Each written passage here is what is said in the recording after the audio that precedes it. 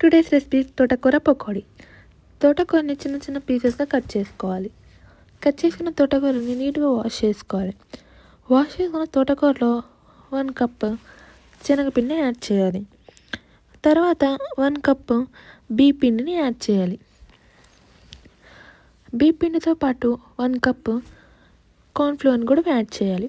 బియ్య పిండి యాడ్ చేయడం వల్ల ఏంటి అంటే క్రిస్పీనెస్ ఇంకా ఎక్కువ ఉంటుంది.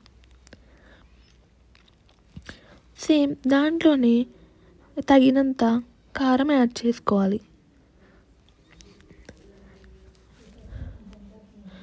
తగినంత జీలకర్ర కూడా యాడ్ చేసుకోవాలి. జీలకర్ర యాడ్ చేయడం వల్ల ఏంటంటే కొంచెం టేస్ట్ అనేది కొంచెం ఇంకా బాగుంటుంది.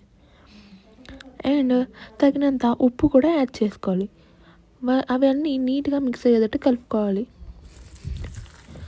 కొంచెం కొంచెం వాటర్ పోసుకుంటూ మిక్స్ చేసుకోవాలి. మిక్స్ చేసుకున్నాక ఒక 5 minutes మనం పక్కకు పెట్టుకోవాలి. తర్వాత స్టవ్ ఆన్ చేసుకుని ఒక కళాయి పెట్టుకోవాలి. కళాయిలో తగినంత ఆయిల్ వేయాలి.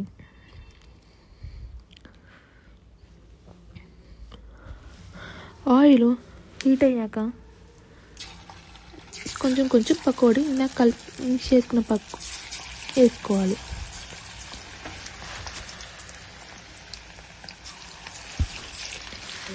దాన్ని సిమ్లో ఫ్రై చేయాలి. సిమ్లో ఫ్రై చేయడం వల్ల ఏంటంటే క్రిస్పీనెస్ అనేది ఇంకా ఎక్కువ ఉంటుంది అండ్ లోపల టెక్స్చర్ అనేది నీట్గా ఉడుకుతుంది. అదే మనం హైలో పెట్టి ఫ్రై చేసుకున్నాం అనుకో ఆ టెక్స్చర్ అనేది కొంచెం లోపల పిండి కనిపిస్తుంది.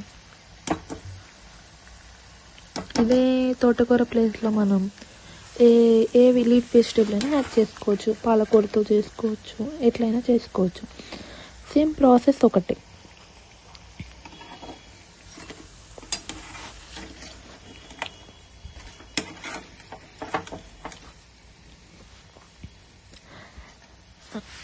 బాగా ఫ్రై అయ్యాక దాన్ని ఒక బౌల్లోకి తీసుకోవాలి.